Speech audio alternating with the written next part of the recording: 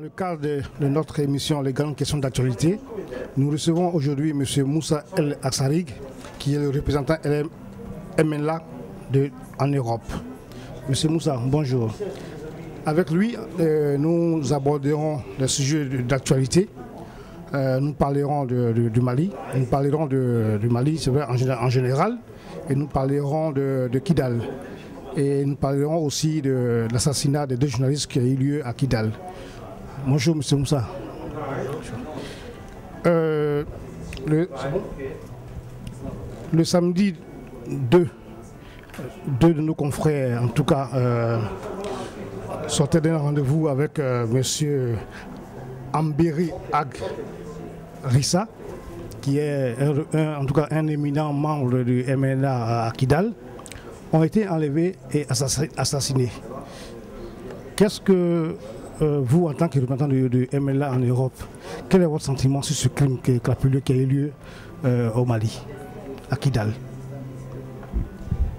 Tout d'abord, nous présentons nos condoléances aux familles attristées des deux journalistes, Claude Verlon et Ghislaine Dupont, à Kidal, et aussi au peuple français. Ces deux journalistes de RFI faisaient leur travail. Ils ont pris un rendez-vous avec Rissa Ambéry Ag Rissa, à Kidal. Et malheureusement, ils ont été enlevés quand ils ont fini l'interview, quand ils sont repartis. En rentrant dans leur voiture, ils ont été braqués. Quand Ambéry est sorti de sa maison, quand il a entendu les fracas à sa porte, il a été braqué lui aussi.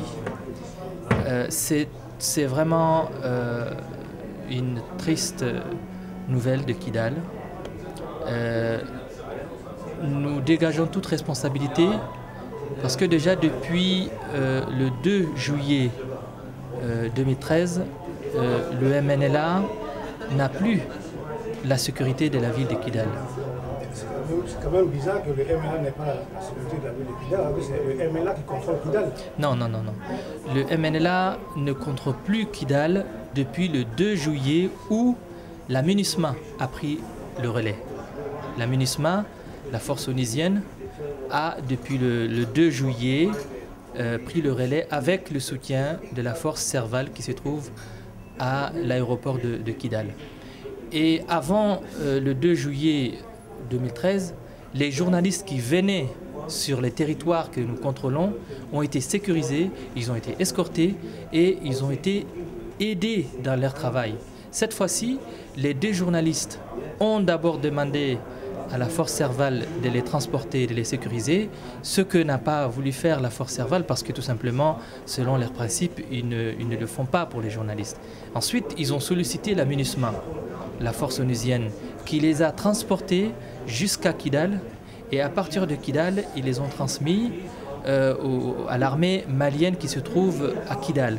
Et après, ils ont même, selon nos renseignements, passé à la mairie de Kidal où se trouve le gouverneur à Kidal. Ils ont pris un rendez-vous avec Ambéry, ils ont fait l'interview et malheureusement, ils ont été kidnappés. Et ensuite, malheureusement, ils ont été tués par AQMI qui a revendiqué depuis samedi leur assassinat. Donc, excusez-moi, monsieur Moussa, comment ça se fait que, comment il s'appelle, Bayes Eg Bakabo, qui serait éventuellement l'auteur ou alors le propriétaire du véhicule qui a servi à l'enlèvement de nos confrères à Kidal, comment ça se fait que ce monsieur ou alors ce groupe d'AQMI a su que nos confrères étaient en train de faire une interview et ont entendu que ça finisse pour qu'on puisse les agresser devant la maison de votre représentant? Vous savez, des enlèvements ont eu lieu dans plusieurs endroits au Sahel depuis bien longtemps. Les journalistes de RFI étaient à Kidal depuis déjà 3 jours. C'était le 4e jour. Et nous ne connaissons pas Baye Ag Bakabo. Nous ne savons pas. C'est un ancien du MNLA. Non, il n'a jamais appartenu au MNLA. Et il n'a jamais été au MNLA. Et ça, c'est hors de question. Et il n'a pas été au MNLA, jamais. Et nous ne le connaissons pas. Et Kidal, c'est une petite ville qui devrait être sécurisée par les forces onusiennes et françaises, avec la présence des journalistes français. Ce n'est pas de notre responsabilité, la sécurité de la ville de Kidal, depuis le 2 juillet, comme je vous le disais. Oui, mais comment ça se fait que, quand même, depuis quand même longtemps, les élections ont eu lieu? Ça veut dire théoriquement que le Mali devait être pacifié. Comment ça se fait? Parce que là, tout le monde, on vous reproche aussi votre protectorat, ou alors vous êtes protégé par l'armée française. Est-ce que c'est vrai ça? À Kidal, à Gao, comme à Tombouctou, nous sommes chez nous. On n'est pas protégé par quelqu'un. Nous réclamons notre droit à nous autogérer. Nous réclamons l'autonomie de notre région. Nous nous battons pour les populations qui sont sur notre territoire, les populations que nous sommes, de toutes les communautés. Les Songhoi, les Peuls, les Arabes, les Touaregs, ils sont chez eux sur le territoire de l'Azawad. Donc on ne peut pas nous dire que nous sommes protégés par quiconque. Non, nous ne sommes pas protégés par personne. Nous nous battons pour nos droits, c'est tout. Et le peuple de l'Azawad a le droit de vivre chez lui et de se sécuriser et de s'auto-gérer. Donc on ne peut pas dire que la France nous protège ou que les Nations Unies nous protègent. Non. Le problème, c'est que jusque-là, actuellement, c'est l'armée malienne est cantonnée aux portes de Kidal. Il y a eu un accord qui a été signé le 18 juin dernier et les règlements sécuritaires, les arrangements sécuritaires sont bien précis dans l'accord de Ouagadougou. L'arrivée même de l'armée malienne dans la ville de Kidal est prévue selon l'accord de Ouagadougou. L'élection présidentielle aussi est prévue dans l'accord de Ouagadougou. L'accord d'ailleurs est un accord préliminaire à l'élection présidentielle et au pourparlers de paix au Mali. Donc l'élection présidentielle a été d'ailleurs couverte par ces mêmes journalistes. Le 28 juillet dernier, ils sont venus, ils ont fait leur reportage et après ils sont rentrés. Donc ce n'est pas au MNLA qu'impute la sécurité de la ville de Kidal depuis le 2 juillet. Ça, il faut que les uns et les autres le comprennent. Maintenant, il faut que les clauses de l'accord de Ouagadougou soient respectées par toutes les parties et que nous allions ensemble. Ces clauses disent quoi, enfin, en un mot? Les clauses disent d'abord un cessez-le-feu et ensuite un cantonnement des forces du MNLA et du HCA. Et il faut que les mesures de confiance de la part de Bamako soient exécutées et il faut aussi que une commission d'enquête soit mise en place et il faut permettre à ce que le dialogue soit ouvert 60 jours après la mise en place du nouveau gouvernement. C'est ça que dit l'accord de Ouaga en quelques mots. Et il y a aussi une commission mixte technique de sécurité qui a été mise en place pour les arrangements sécuritaires, pour gérer de façon quotidienne la mise en place au niveau sécuritaire de l'accord de Ouagadougou. Faut-il désarmer réellement le MNLA? Parce que vous êtes armé aussi. Au niveau de Gao, de Kidal, et tout ça, vous êtes armé. Il y a des sites de cantonnement. Il y a 22 sites de cantonnement dans lesquels sites les forces du MNLA, du HCA doivent cantonner. Mais ces sites-là n'ont pas été acceptés par Bamako. Ils n'ont pas pu être confirmés. Donc, tant qu'il n'y a pas de site validé par la MINUSMA et accepté de part et d'autre, on ne peut pas arriver à ces cantonnements. Il y a des conditions pour un cantonnement. On ne peut pas parler de désarmement sans passer par un règlement politique du conflit, un conflit qui dure depuis bien longtemps, depuis même plus de 50 ans.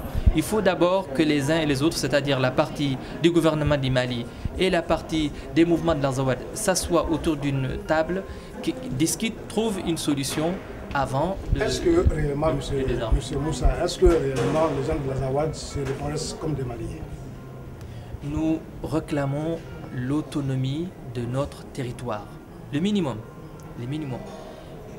Mais nous avons dit que tant que nous ne sommes pas dans nos droits, tant que nous ne sommes pas sur notre territoire en mesure de gérer notre destin, nous sommes dans une logique de nous défendre, de nous protéger.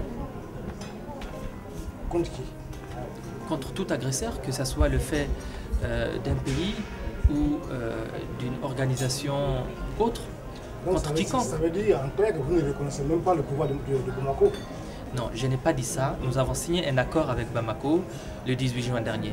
Dans l'accord de Ouagadougou, nous reconnaissons l'intégrité territoriale du Mali et nous acceptons d'aller à des négociations qui aboutiront à un accord global définitif à partir de, disons, dans les 60 jours après l'élection du nouveau président et la mise en place de son gouvernement. Donc aujourd'hui, nous sommes dans un processus de paix, de négociations, pour trouver une solution à un problème politique. On est là aujourd'hui. Après, nous allons voir ce que va donner cette négociation, qu'est-ce que vont donner les pourparlers qui sont prévus dans l'accord de gouvernement. Oui, mais monsieur Moussa, moi je suis un peu embêté. Je suis un peu... en tout cas, je suis heureux de parler avec vous parce que vous savez aujourd'hui que le Mali c'est 2 fois plus que la France. Je crois. Mais en fait, les gens disent, ou dans certaines langues disent que vous vous sentez plus proche de la Libye que de Bamako. Vous êtes plus proche, oui, c'est ce que les gens disent. Ça, c'est des gens qui sont trop loin de la réalité. Nous sommes de l'Azawad. L'Azawad, c'est la région de Kidal, de Tombouctou, de Gao, le cercle de Douanza. Et cette partie-là, notre région, ne fait pas frontière avec la Libye. En même temps aussi, on dit que vous ne représentez rien aussi. Moi, je ne représente rien. Mais là, pas vous, pas oui, mais je suis du MNLA. Vous voulez dire que le fait même de nier l'existence de quelqu'un vous amène à le mépriser. Et ce mépris-là, tant qu'il ne prend pas fin, on ne peut pas trouver une solution à ce problème-là. Il faut considérer que les personnes qui se sont révoltées, qui se sont révoltées contre un système, contre une situation qui dure depuis plus de 50 ans, ont un droit, ont une revendication légitime pour arriver à trouver une possibilité à cette population de vivre dignement et librement sur son territoire. Et nous ne pouvons pas continuer à nier l'existence de l'autre. Si le MNLA n'existait pas, alors pourquoi il faut le combattre et pourquoi il faut discuter avec lui? Il existe. Le MNLA existe, le peuple de l'Azawad existe et le MNLA... C'est le MNLA qui combat. Le MNLA existe alors. Pourquoi vous dites que le MNLA n'existe pas? Non mais bon, voilà, moi je... Pourquoi vous dites d'ailleurs que nous sommes plus proches de la Libye que de Bamako? Non, mais c'est non, il ne faut pas écouter ce que disent beaucoup de gens, ce que disent les gens. Ils disent ce qu'ils veulent, mais la réalité est autre. Bon, en tout cas, dans le territoire du nord du Mali aujourd'hui, il y a des groupes terroristes qui pullulent, en tout cas, tels qu'Al-Qaïda. Ils sont là depuis 2003, voire même avant.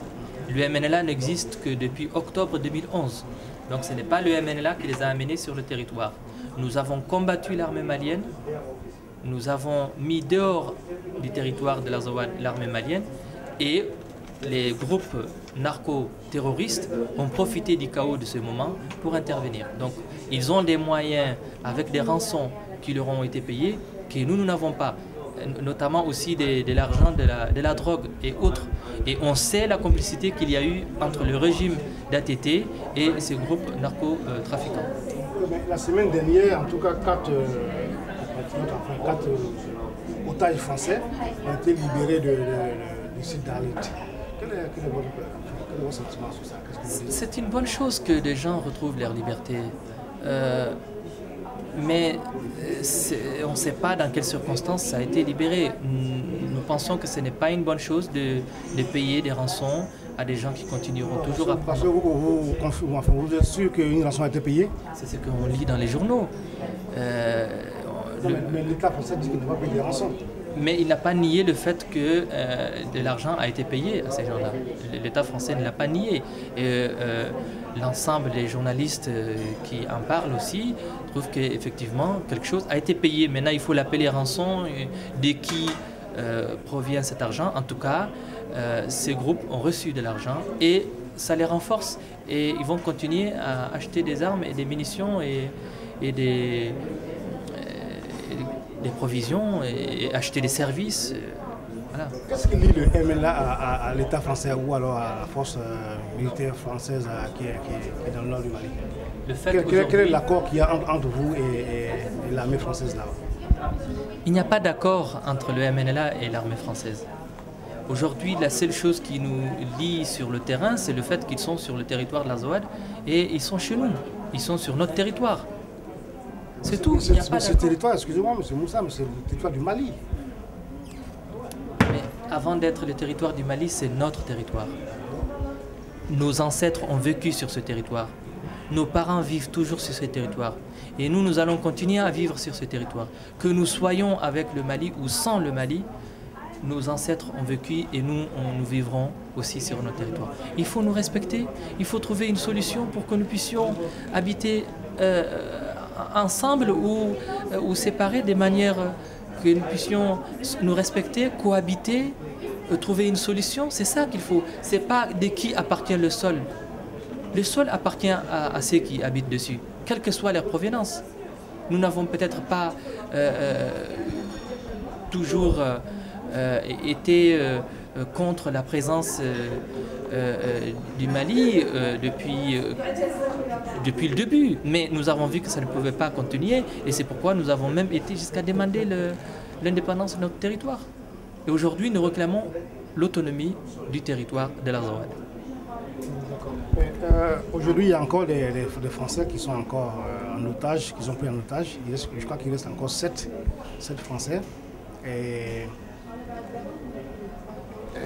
Qu'est-ce que le MLA peut faire, ou alors quelle est la contribution du MLA pour pouvoir donner un coup de main à l'État français ou alors à l'État du Mali pour pouvoir libérer ces personnes qui sont encore en otage là-bas? Nous souhaitons que tous les otages soient libérés, trouvent leur liberté et nous pensons aussi que tous ceux qui sont sur le territoire de l'Azawad aujourd'hui sont otages d'un système multiforme et que nous devons aussi les aider à se libérer. Nous avons une pensée pour tous ceux qui sont privés des libertés, qu'ils soient otages français ou autres, ou qu'ils soient aussi des Azawadiens ou autres. Je ne peux pas vous dire plus par rapport à ce que nous pouvons faire. Ça, c'est une autre question. Vous pensez que assassiner des journalistes ou alors même ôter la vie même d'un être humain, vous pensez que c'est une bonne chose?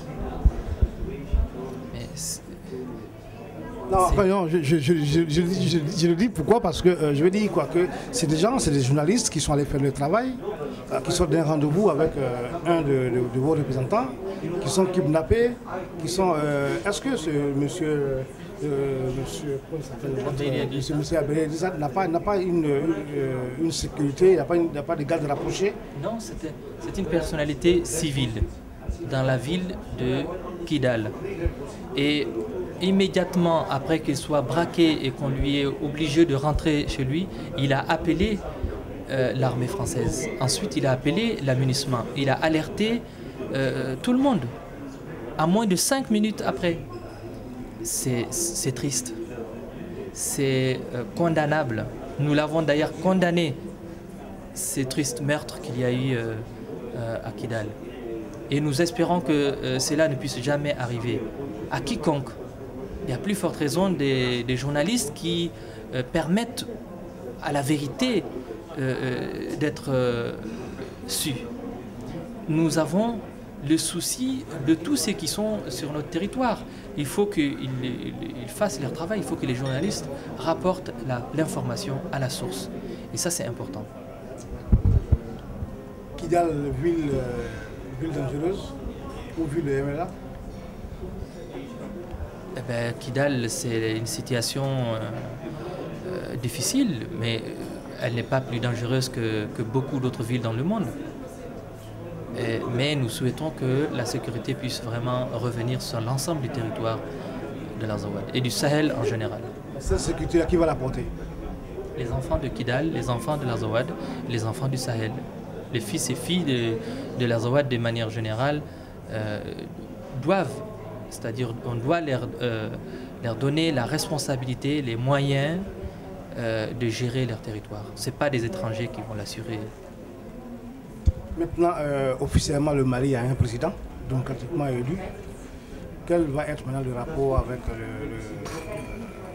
le président, enfin, le Mali, enfin, le pouvoir de Bamako, comme vous le dites? Nous avons, avec l'accord de Ouagadougou, laissé l'élection se dérouler. Depuis qu'il y a un président élu, nous sommes dans un processus. Nous attendons le début des négociations avec le gouvernement du Mali et nous verrons qu'est-ce que ça va donner. Si, admettons, un gouvernement d'union nationale devait se faire, est-ce que le MNLA n'est pas entré dans ce gouvernement-là? Non. Aujourd'hui, non. On n'est pas dans cette logique-là. Il faut d'abord que nous discutions du statut juridique et politique de l'Azawad. Et tant que ce statut-là n'est pas défini, n'est pas négocié, n'est pas le fruit d'un accord entre les mouvements de l'Azawad qui viennent de mettre en place une plateforme commune et une commission de négociation avec le gouvernement du Mali, je ne crois pas que nous puissions en arriver là. Merci beaucoup, M. Moussa. J'espère qu'on aura l'occasion une autre fois de se revoir. Et puis, en tout cas, merci beaucoup. Merci d'avoir reçu News sur vous. Merci. Merci à vous. Chers amis téléspectateurs de News TV, nous étions avec Moussa El Assarig, le représentant Europe du MNLA. Merci beaucoup et puis à très bientôt.